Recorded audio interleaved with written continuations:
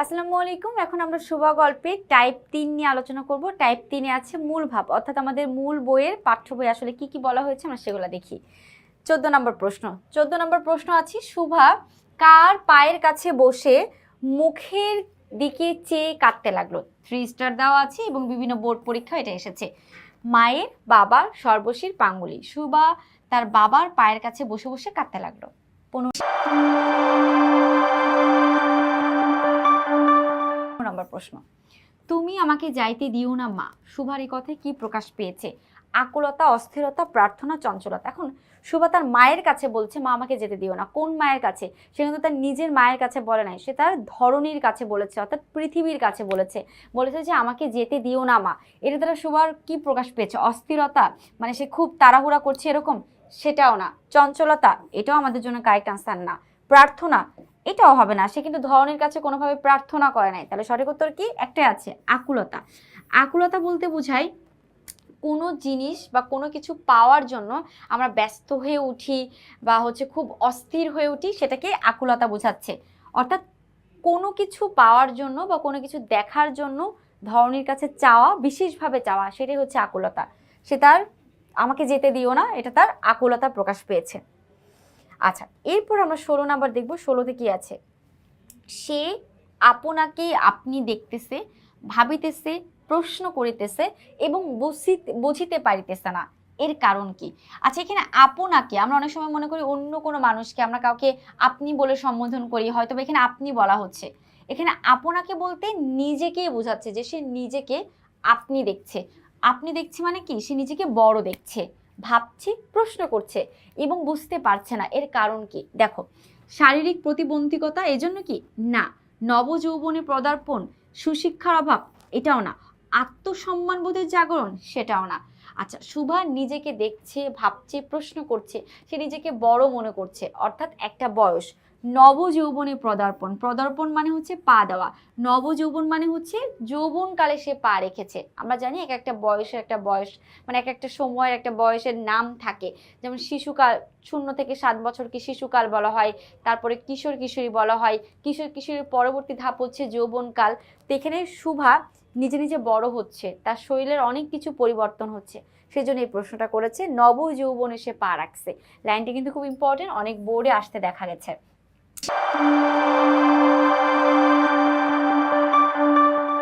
17 number প্রশ্ন, শুভা কখন নদী তটে সপ্পসজ্জায় লুটিয়ে পড়ে? শুভা কখন সপ্পসজ্জায় লুটিয়ে পড়ে? খেয়াল করি, পূর্ণিমা রাতে, তৃতীয়া চতুর্দশীতে, শুল্কা দ্বাদশী রাতে, বিজয়া দশমীতে। শুভা কখন নদীর তটে সপ্পসজ্জা? এখানে সপ্পসজ্জা, সপ্প মানে হচ্ছে ঘাস বা তৃণ, সজ্জা শব্দের অর্থ হচ্ছে বিছানা। আর তাহলে পুরো অর্থটা দাঁড়াচ্ছে সপ্পসজ্জা মানে হচ্ছে ঘাসের বিছানাতে শুয়ে পড়ে বা লুটিয়ে পড়ে। পূর্ণিমা রাতে, পূর্ণিমা রাত মানে যেই রাতে চাঁদ পরিপূর্ণ থাকে সেই রাত না। তৃতীয় চতুর্দশে না। শুল্কা দ্বাদশী রাত, অর্থাৎ চাঁদের 12তম যে দিন বা মাসের 12তম যে দিন, সেই দিনই শুভা তার সবুজ বিছানার উপর লুটিয়ে পড়ে। ঠিক আছে, যাব আমরা 18 নম্বর প্রশ্নে। 18তে কি আছে খেয়াল করব। 18 নম্বর প্রশ্নে আছে, কি রে সু, তোর নাকি বর পাওয়া গেছে, তুই বিয়ে করতে যাচ্ছিস? প্রতাপের এই কথায় শুভার দুঃখ পাওয়ার কারণ কি? শুভা মনে মনে প্রতাপকে পছন্দ করত, কিন্তু যখন প্রতাপ এই কথা বলেছে যে তুই বিয়ে করতে যাচ্ছিস, তোর বর পাওয়া গেছে, এটার কারণে কি? অবহেলা, নিষ্ঠুরতা, বিচ্ছেদ, প্রতারণা।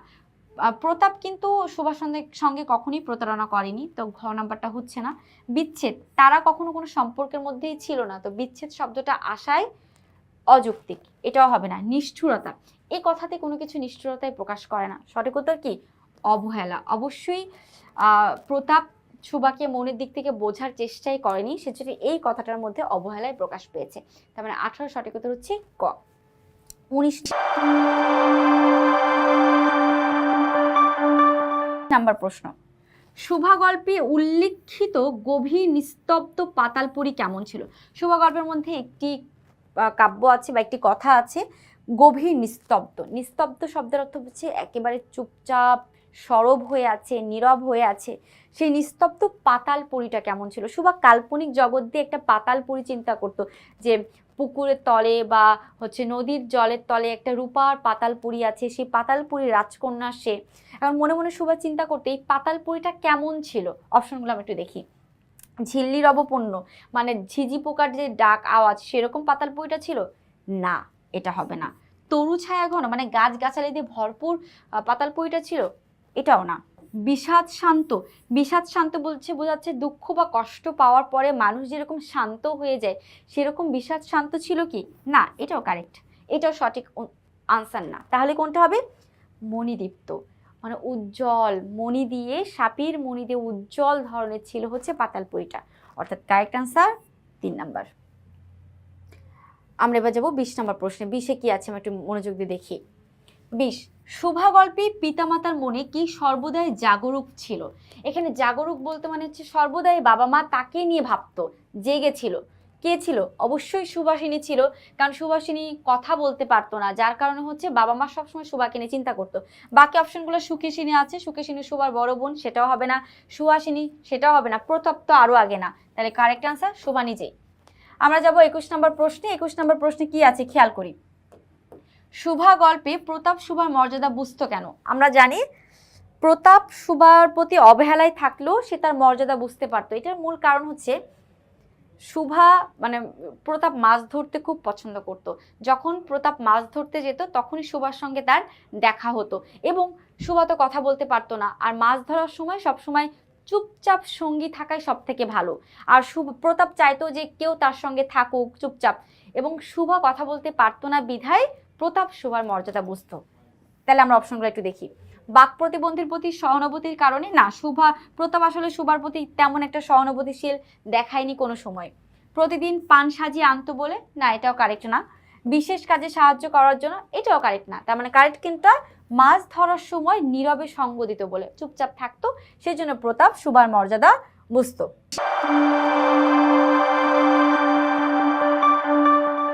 আচ্ছা, আমরা এখন 22 নম্বর দেখবো। 22 নম্বর কি আছে পরবর্তী প্রশ্নতে। সবশেষে অসহায় শুভা আত্মসমর্পণ করেছে কার কাছে। 3 স্টার দেওয়া আছে, বিভিন্ন বোর্ডও আসছে।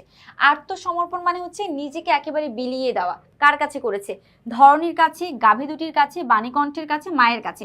মায়ের কাছে সে করে নাই, তার দুটি গাভী ছিল, তার কাছেও না। বাণীকণ্ঠ মানে বাবাও না, সঠিক উত্তর হচ্ছে ধরণীর কাছে। প্রকৃতির কাছেই নিজেকে বিলিয়ে দিয়েছে এবং নিজের সম্পূর্ণ কথা সে শেয়ার করেছে। 23, বিপুল নির্বাক প্রকৃতির কাছে শুভা কি পায়, মুক্তির আনন্দ পায়। এটা আমাদের মূল বইয়ের পাঠ্য বইয়ের মধ্যেই দেওয়া আছে। মুক্তির আনন্দ শুভা কার কাছে পাচ্ছে, প্রকৃতির কাছে পাচ্ছে। পাঠ পরিচিতিতে সনদ দেওয়া আছে, কিন্তু সনদ হবে না। মুক্তির আনন্দ সে প্রকৃতির কাছেই পায়, এবং এটা গল্পে পাঠ্য বইয়ের মধ্যেই দেওয়া আছে। শুভার চোখের ভাষা কেমন ছিল, কথা বলতে পারতো না, তার মানে চোখের ভাষাও খুব বিশাল ছিল। আমরা অপশনগুলো দেখব। সুবিস্তৃত, সুবিস্তৃত মানে একেবারে পরিপূর্ণভাবে সাজিয়ে গুছিয়ে রাখা, তেমন ছিল না। ইঙ্গিতবাহী মানে সে কোনো কিছুর প্রতি ইঙ্গিত করতো, সেটাও না।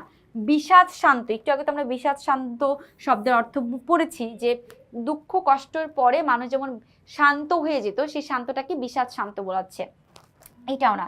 শুভার চোখের ভাষা ছিল অসীম এবং উদার। অসীম মানে হচ্ছে একদম সীমা পর্যন্ত ছড়িয়ে যেত, উদার মানে হচ্ছে দয়ালু, দেখলে মায়া লাগতো। অর্থাৎ তার ভাষা হচ্ছে অসীম উদার, দেখে মনে হতো সে অনেক কিছু বলতে চাচ্ছে আমাদেরকে। গেল 24 নম্বর শেষ করলাম। এবার আমরা যাবো 25-এ। 25-এ কি আছে একটু খেয়াল করি ভালো করে।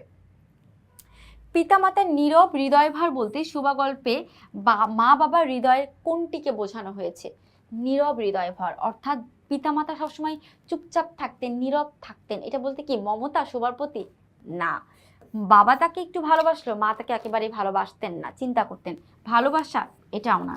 ব্যাকুলতা মানে অস্থিরতা ছিল, সেটাও না। সঠিক উত্তর দুশ্চিন্তা। বাবা মা তাকে নিয়ে দুশ্চিন্তা করতো, কেন, সে কথা বলতে পারতো না, তাকে বিয়ে কিভাবে দিবে, তার সামনের ভবিষ্যৎ কেমন হবে, সেগুলো নিয়ে বাবা মা চিন্তা করতেন। উত্তর 4। আমরা পরবর্তী প্রশ্ন দেখি 26। শুভার কোলে কে সুখনিদ্রার আয়োজন করত। নিদ্রা মানে ঘুম, কে শুভার কোলে একেবারে ঘুমিয়ে পড়তো। সর্বশী, সর্বশী হচ্ছে শুভার গাভীর নাম, সেটা না। পাঙ্গুলি, সেটাও না, পাঙ্গুলিও শুভার গাভীর নাম। ছাগলছানা, সেটাও না। সঠিক উত্তর হচ্ছে বিড়াল শিশু। বিড়ালরা দেখবা যে কোলের মধ্যে থাকতে খুব পছন্দ করে, আর শুভার কোলেও বিড়াল শিশুটি একেবারে ঘুমিয়ে টুমিয়ে থাকতো। এটাই হচ্ছে আমাদের কারেক্ট আনসার।